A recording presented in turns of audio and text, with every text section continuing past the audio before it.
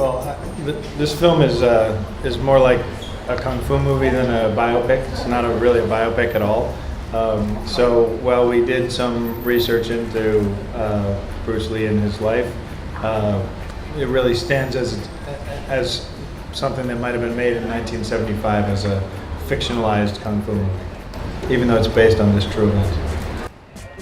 No, I would have to say this movie is very similar to very akin to those Hong Kong movies like Ip Man and maybe Once Upon a Time in China, where they take a very important Chinese historical figure and put him in kind of like a awesome scenario, which might not have happened in real life, but it captures the spirit of that character. So. We shot 6 days here.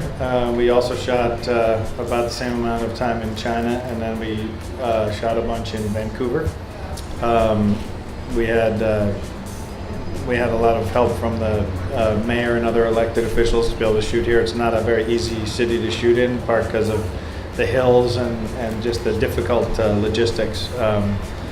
But in terms of making it look like the 60s, you have to change storefronts, you have to change cars, you have to get hundreds of extras to wear the right clothes and so forth. So I do all my own stunts because when I moved to Hong Kong, initially I was a stuntman before moving on to become an action choreographer and action director.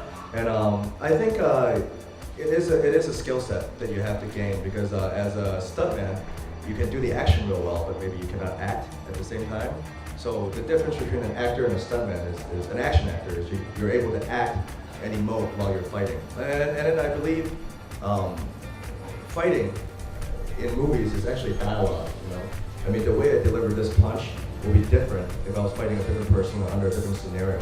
Like for instance, if I was protecting someone that I loved and I'm fighting someone that's really strong, I might, just play this punch differently than if I was fighting someone else in the movie. So for me, movement and dialogue are very similar. So it's very important for me to be able to integrate that in my acting.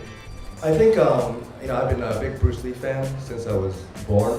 And then I read all his works and I've seen all his movies, I've researched all his articles. I mean, even before I got this role, because I was very interested in him.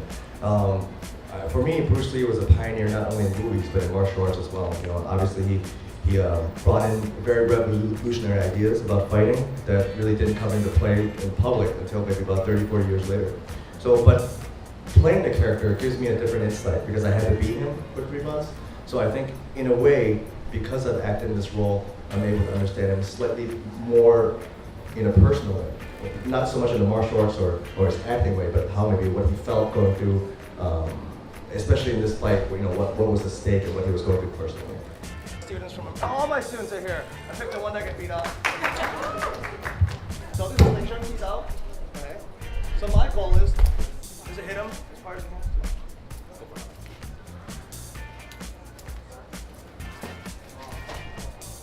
So in an actual situation.